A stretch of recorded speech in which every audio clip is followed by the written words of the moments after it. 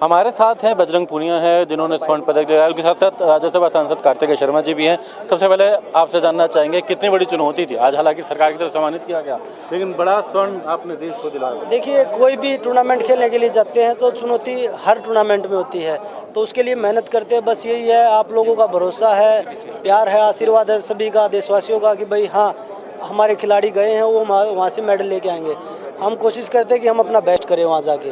हम किसी टारगेट के साथ नहीं गए थे कि भाई हाँ मुझे गोल्ड ही जीतना, गोल्ड से नीचे कुछ नहीं। बस ये था कि जो मेहनत करी है उसका हमें बेस्ट करना है।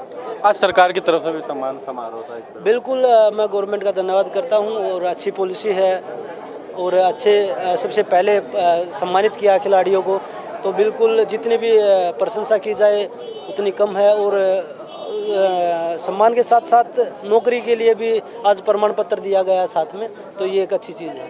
सर, आप सबसे पहले तो आज तमाम खिलाड़ियों को सम्मानित यहाँ पर किया आपने, खुद मुख्यमंत्री मौजूद थे। मैं बजरंग को पिछले 8 साल से देख रहा हूँ और क्योंकि प्रो रेसलिंग लीग के सौजन्य से मुझे साथ में काम करने का मौका मिला और मैं बहुत बधाई देना चाहता हूँ कि इन्होंने आज हैट्रिक पूरी कर ली है गोल्ड मेडल की। और लेकिन मैं ये भी बताना चाहता हूँ आपके माध्यम से कि आने वाले समय में अभी ये बहुत मेडल लेके आएंगे, इनमें बहुत प्रतिभा है।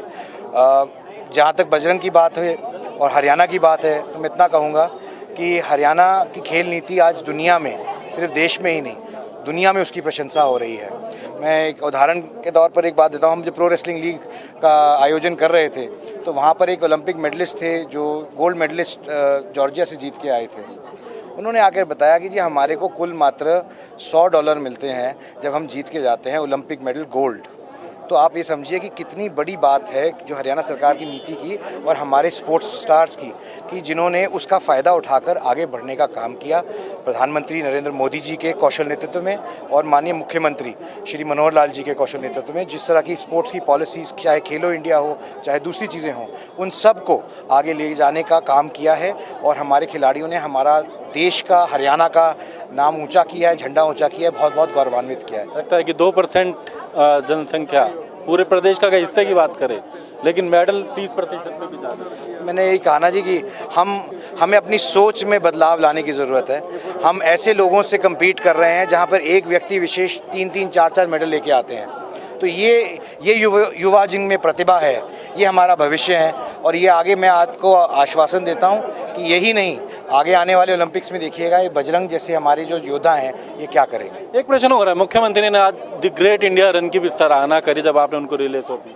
देखिए, स्पोर्ट्स और 15 अगस्त जिसमें हम अपना नेशनलिज्म, अपना नेशनल डे मनाते हैं, इंडिपेंडेंस डे मनाते हैं, ये दोनों हाथ में हाथ चलते हैं और ये एक ही चीज़ के दो पूरक हैं।